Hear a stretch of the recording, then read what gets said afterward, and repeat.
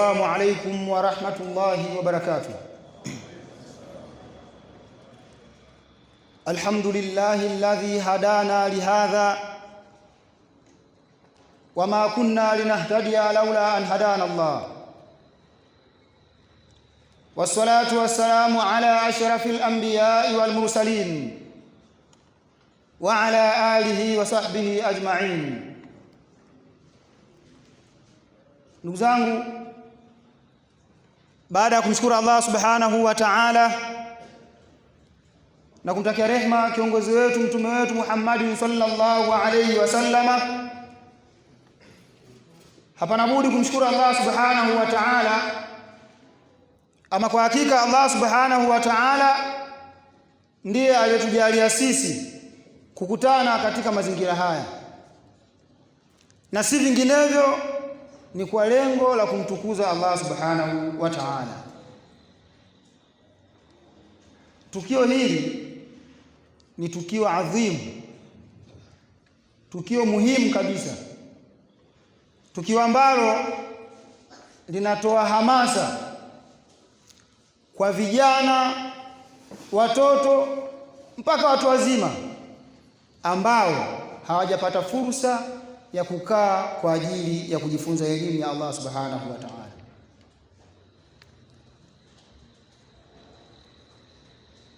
Nasaha zangu zitakuwa kidogo sana. Anasema Mtume Muhammad sallallahu alayhi wasallam, man ta'allama al-ilma liyubahiya bihi al-ulamaa au liyumariya bihi as-sufahaa au liyasrifa bihi wujuha an-nasi ilayhi adkhalahu Allahu an-nara. Hadithi hii nitaomba wahitimu waizingatie vizuri zaidi, lakini pia hata sisi tuliobaki.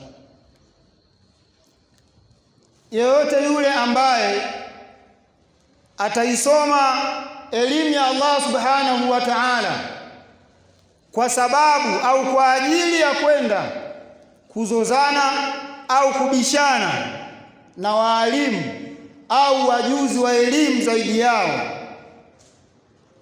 lakini sio hivyo tu, akajifunza elimu ya Allah subhanahu wa ta'ala kwa ajili ya kwenda kuwaonesha wale ambao ni wajinga, labda hawana elimu, hawana maarifa ambayo ni kama ya kwao, au akajifunza elimu ya kumtambua Allah subhanahu wa ta'ala kwa sababu ya kutaka kuonekana kwa watu katika macho ya watu, adkhalahu Allahu an-nara, Allah subhanahu wa ta'ala anamuingiza katika moto.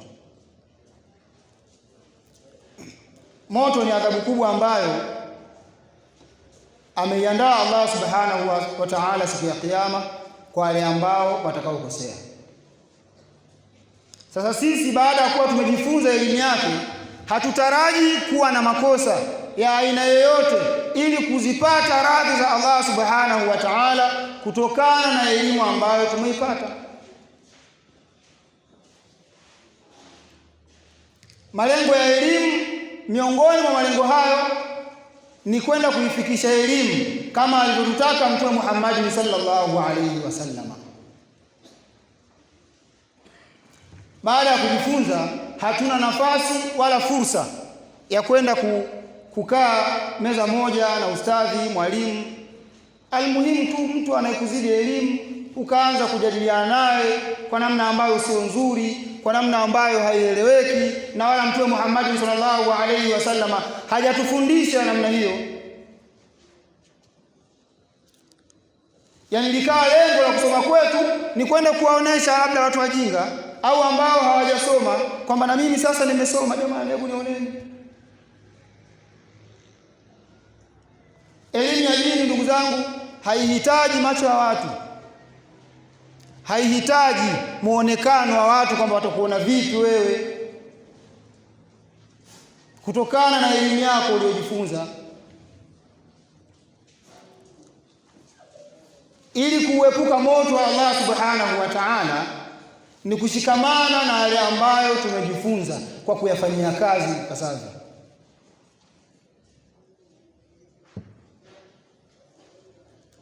Alaikum bil ikhlas fa inna al ikhlasa shartu qabulu al amali.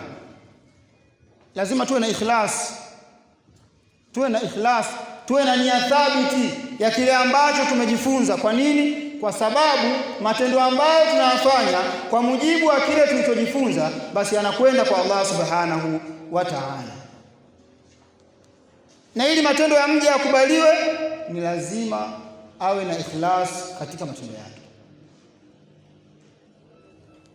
Jambo kubwa tulisahau kwamba tayari tumeisoma elimu, tumepata maarifa kwa kiasi kidogo ambacho Allah subhanahu wa ta'ala ametujalia, basi kikubwa zaidi ni kwenda kuyafanyia kazi. Lakini pia miongoni mwa malengo ya elimu hiyo tuliyoipata ni kwenda kuwazindua vijana wenzetu, kwenda kuwazindua wale ambao bado hawajakaa sawasawa katika msingi wa dini kwa mujibu wa mafundisho ya Mtume Muhammad sallallahu alayhi wasallam. Tulichokipata kwa maana moja au nyingine unaweza kusema ni kidogo, kwa sababu wapo ambao wanacho kikubwa zaidi, lakini kwa namna nyingine utasema hakuna kama nini. Kwa nini? Kama walivyotangulia kusema masheikh waliopita kwamba sisi au ninyi ndio mfano bora zaidi huko mtaani.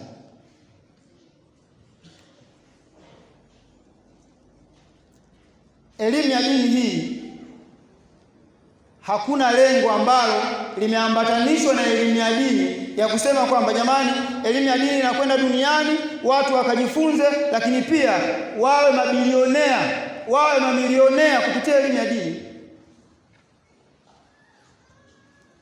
Hiyo kanuni haipo.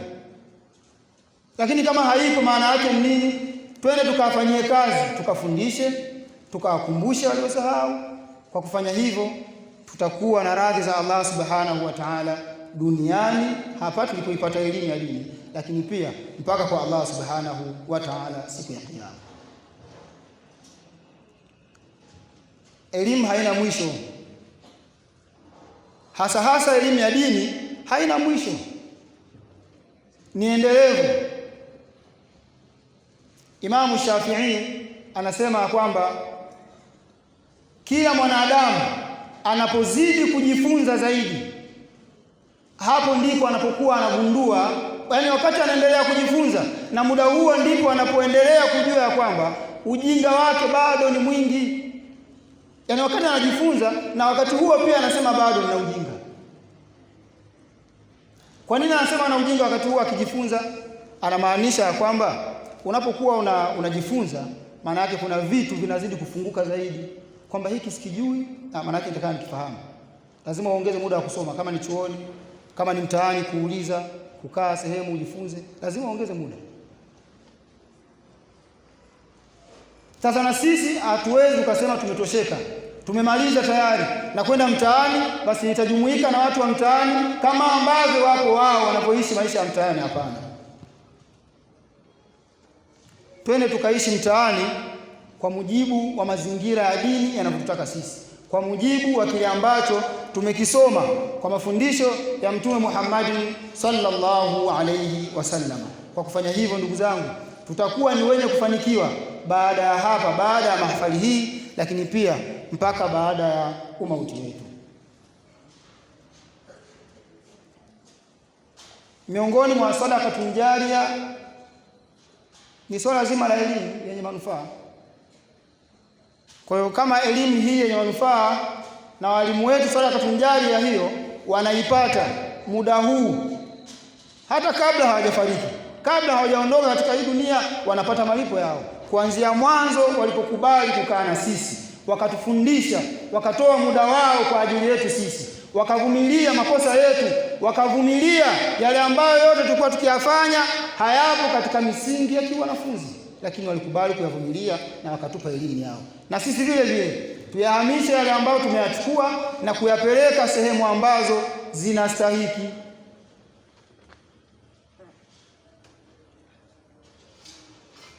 Zama hizi tulizo nazo sio zama za kujadiliana sana,